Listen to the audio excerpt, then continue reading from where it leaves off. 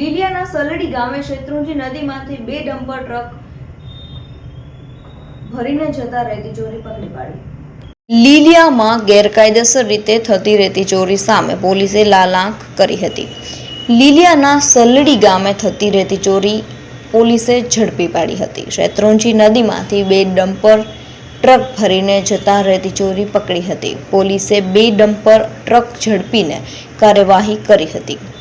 ખાણ ખનીજ વિભાગ ઊંઘતું રહ્યું ને પોલીસે કામગીરી કરી હતી। ખાણ ખનીજ વિભાગ દ્વારા દંડની કાર્યવાહી શરૂ કરી છે।